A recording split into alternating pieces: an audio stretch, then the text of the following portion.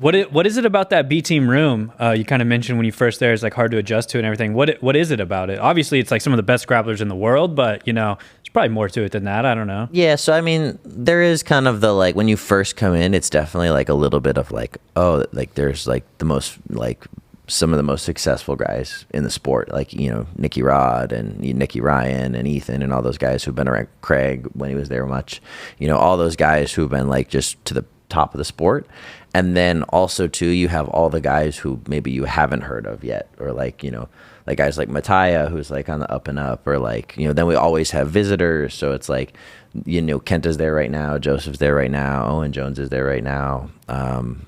And then even like tons of other guys who are just, so it's just the volume of like high level grapplers. And then also too, like when I first went in, I had never done 10-minute rounds. So like normally we'll do like most days we're doing 10-minute open rounds, and that's like an adjustment for your body to get used to that kind of cardio. Even if you're like a competitor, like getting used to doing 10-minute rounds pretty much every day. And the pacing and the quality. And then having to do another 10-minute round and then another 10-minute. And then Nicky Rod's looking at you across the room, and now your third 10-minute round is... Yeah, so it definitely was like a lot on the body to get used to. And it's funny, like when I leave, like I remember... I think it was a little over a year ago, I had to leave for a month because I was like traveling, and then I went home for the holidays, and then I went and I was in California doing a seminar, so I was like gone for 4 weeks.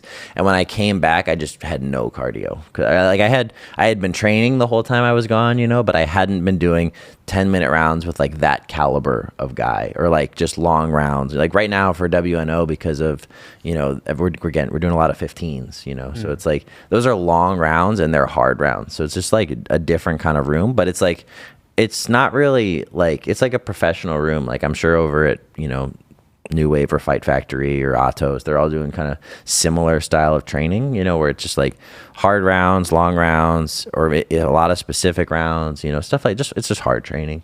How do you notice the training change when Dima is in town? Because I know that he's in town right now. Yeah, it's just way more structured. So I think kind of the big kind of criticism of B Team over the years has been like, oh, there's no coach, there's no structure.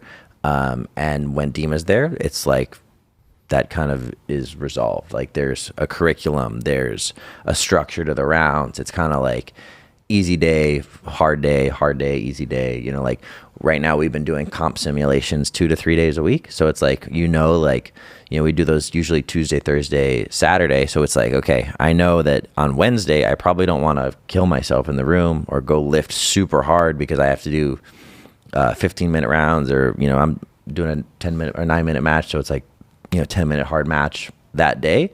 So I know I have to kind of structure my training accordingly. Nice. Our producer said that we should have Dima structure our show.